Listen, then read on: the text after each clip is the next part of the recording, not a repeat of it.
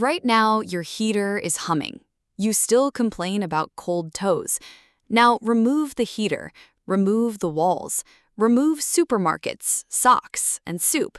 Then make winter 6 months long.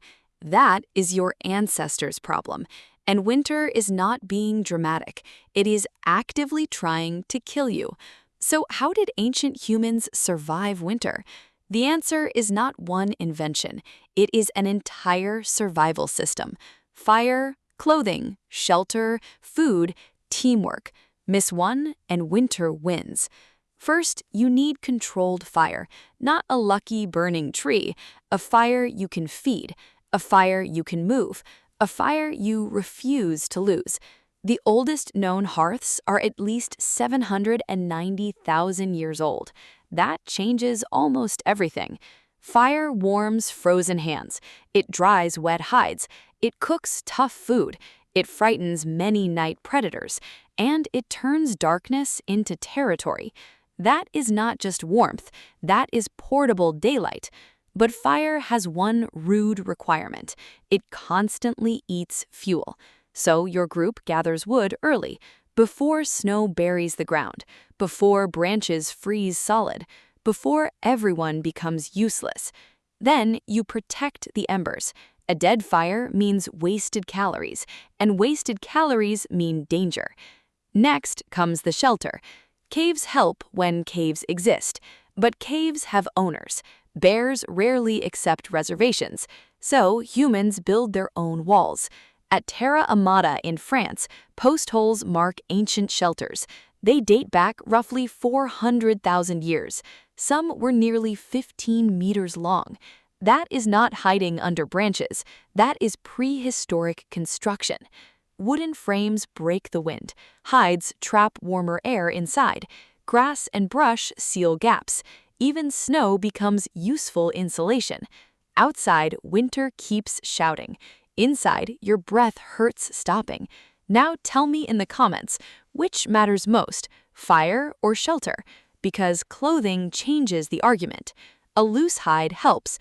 A fitted hide helps much more. Air trapped near skin holds heat, but wind steals exposed warmth quickly. So humans scrape, pierce, and stitch. Bone awls appear at Blombos Cave around 77,000 years ago. Later, bone and ivory needles make closely fitted clothing possible. Needles from Shaoguoshan in China are 30,000 to 23,000 years old. That tiny eye changes human range. Now, sleeves can hug your arms.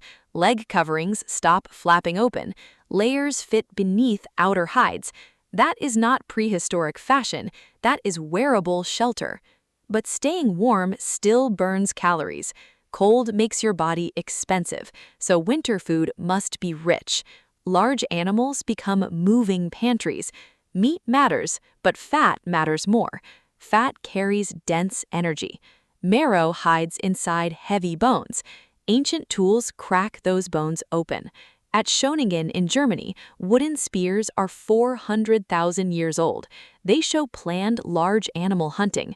Not one heroic hunter, a coordinated group with timing. Some watch the herd, some drive animals toward danger, some strike at close range. Then everyone processes the carcass. Hides become clothing and roofing. Tendons become useful cord. Bones become tools and handles. Meat becomes tomorrow's survival. Nothing is simply dinner. Every animal becomes a hardware store. But hunting can fail, so ancient humans widen the menu. Seeds, roots, nuts, and shellfish fill gaps when available. At Shanidar Cave in Iraq, Neanderthal teeth preserve plant traces. They were not meat-only cartoons. They prepared and cooked plants. Still, food alone is not enough. You must share it. One injured hunter cannot gather. One exhausted parent cannot guard. One child cannot survive alone, so the group becomes insurance. Food moves toward whoever needs it. Knowledge moves toward whoever listens. Older people remember sheltered valleys. Skilled hands remember every stitch. Children learn where fuel stays dry. That is not simple cooperation. That is a living survival manual. And bodies adapt too. Cold climate humans become shorter and broader through many generations. That shape loses heat more slowly. Neanderthals have stocky builds, but biology is only the backup. Technology does the real traveling. Happisburgh in eastern England shows humans living far north over 780,000 years ago. They enter landscapes with cold winters long before modern winter gear. Some groups disappear when climates shift. Others move, adapt, and return. Survival never means comfort. It means solving today's problem before tomorrow freezes it solid. So, ancient humans survive winter by turning weakness into a system. Fire protects shelter, shelter protects clothing, clothing saves calories, food replaces those calories, and the group protects everything. Now, return to your humming heater. That machine is the newest layer. Beneath it sit ancient solutions: heat, walls, clothing, stored food. You did not defeat winter alone. You inherited a team that did. Your heater is modern. Your survival strategy is ancient.